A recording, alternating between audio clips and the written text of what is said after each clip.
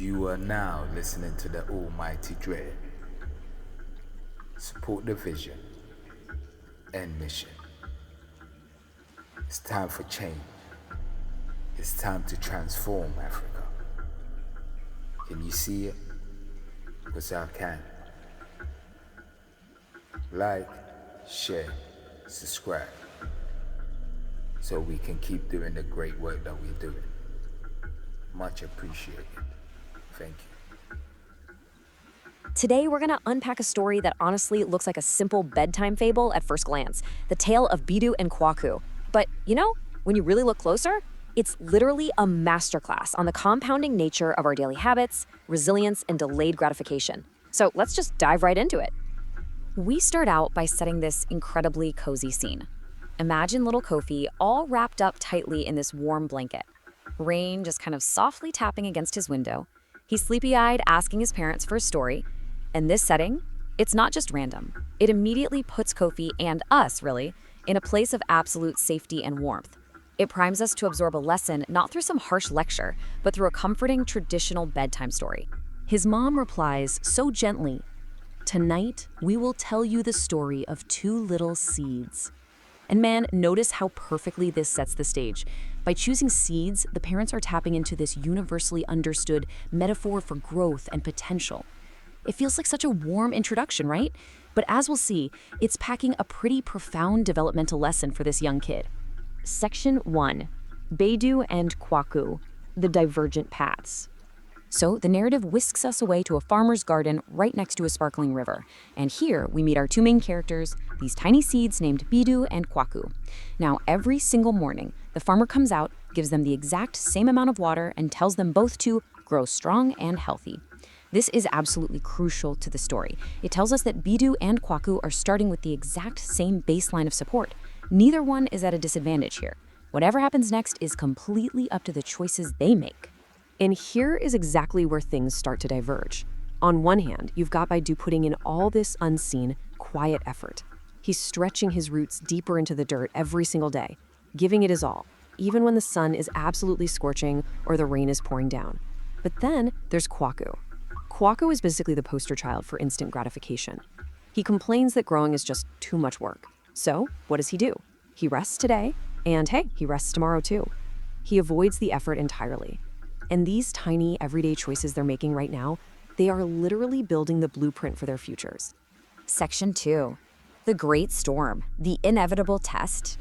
Okay, so as days turn into weeks, the peaceful garden suddenly shifts. Dark clouds just completely fill the sky, and this powerful, roaring storm sweeps through during the night.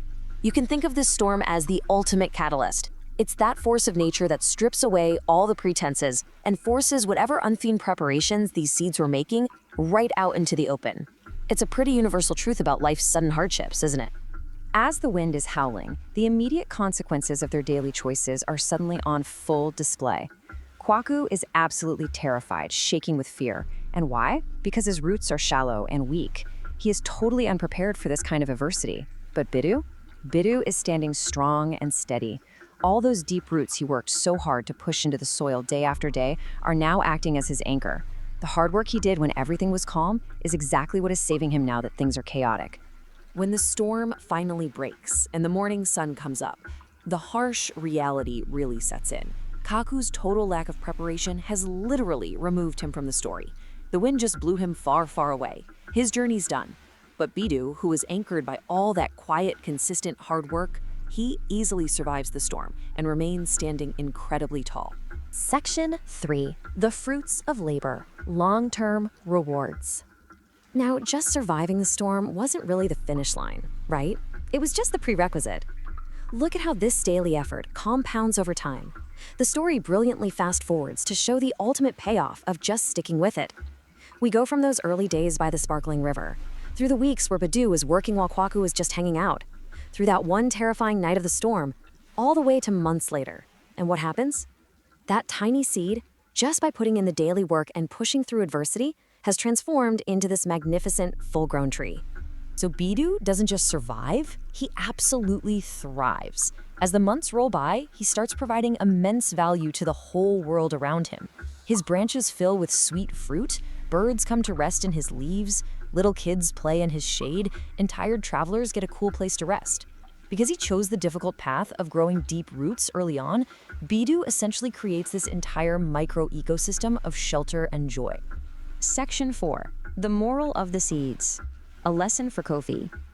So, the narrative zooms us right back out of the sunlit garden and into that cozy, rain-tapped bedroom. Kofi, who's been listening quietly this whole time, asks this incredibly thoughtful question. Why did Bidu become so strong? This is just a masterstroke of storytelling. It gives us this perfect interactive pause, not just for little Kofi, but for us as the audience too. We get to stop and reflect on how exactly these parents are going to translate a farming metaphor into real human character development. And his dad delivers this perfect answer. He says that hard work makes us stronger, just a little bit at a time. He translates the metaphor so beautifully by explaining that we humans grow our own inner roots when we do things like study, practice, help other people, and just keep trying even when it's tough. Those 4 specific habits, they're the human equivalent of a tiny seed pushing its roots deep into the dark earth. Then, his mom jumps in with this really profound counterpoint. She says, laziness makes us weak.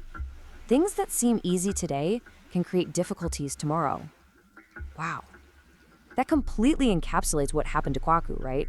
It's a direct warning against the seductive trap of just taking it easy.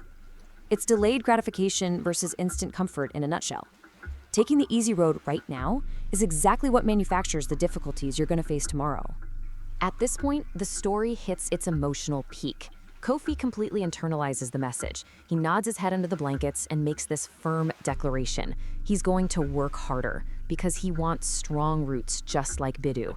This right here proves how wildly effective his parents' storytelling approach was. They didn't have to scold him or hand him some rigid list of chores. They just showed him the contrasting lives of 2 little seeds, and he naturally chose the path of resilience all on his own.